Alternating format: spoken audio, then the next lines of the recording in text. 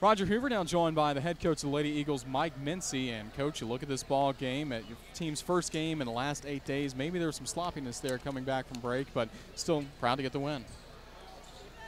We live for another day. You know, it's one of those games, and this has been the third one in a row where we have not played well at all. And somehow or another we are able to withstand our sloppiness and turnovers and just bad play overall to get a W. Now, to be 5-1, the way we're playing, we feel very fortunate for sure. Nikki James picking up a double-double. She had 11 points, 15 rebounds. Also coming up big for you, J.J. McLaughlin. This kind of seems like the kind of game that will be a good point for her to move forward. Well, you know, J.J., up to this point, she had about 20 assists and 5 turnovers.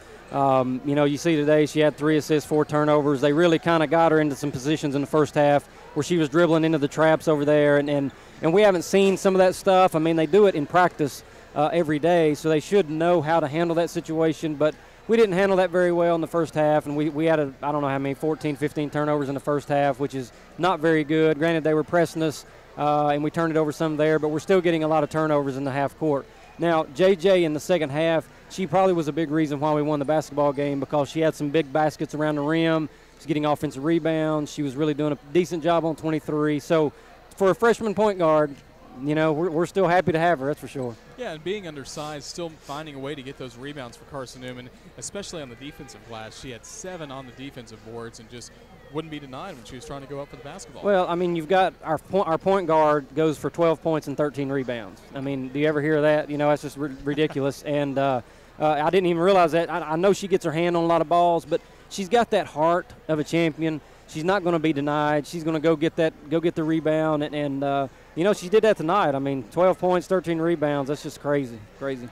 You also look at Shira Brown in the second half as Brevard was starting to make a run to get the lead back. Really, Shira Brown helped bring you back, and we talked about it before. There are different ways she's got to get involved. She comes off the bench tonight, still 5 of 16 from the field, but those 5 field goals she did hit came at key moments for Carson-Newman. Well, they did. She hit the 2 jumpers there at the looking for our high-low, which was nice. And you know, Shira is still trying to figure it out. She's sitting there with 13 points, our leading scorer.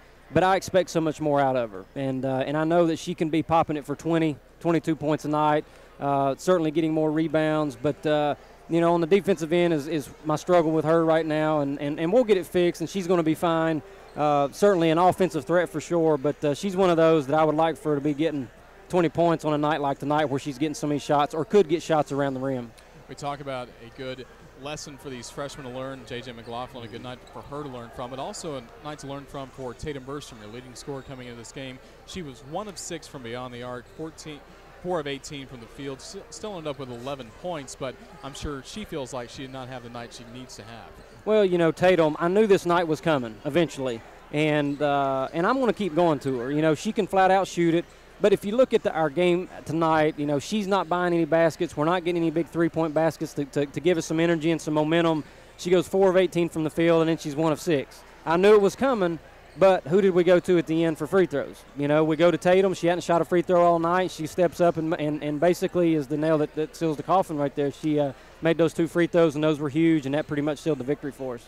So now a 5-game winning streak for Carson-Newman, picking up a 62-59 win over Brevard in overtime today. And next up, a team you've already faced this season, North Georgia, featuring one of the best players in the nation.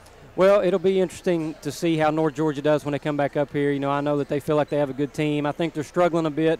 Last I checked, I think they're about 1-3, and you know, they won that last game against West Florida in their tournament, but I think they went to a Thanksgiving tournament and lost both games. So they'll be looking to get back on track. I don't know who they had tonight, if they had anybody, but you know, it'll be a good game for the fans to come out if they want to check out who's the best basketball player in Division II for last year. And, you know, they've got a good squad. Hopefully we'll play much better because we haven't played well since we played them.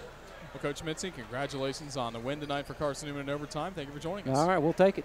That was Carson-Newman head coach Mike Mincey.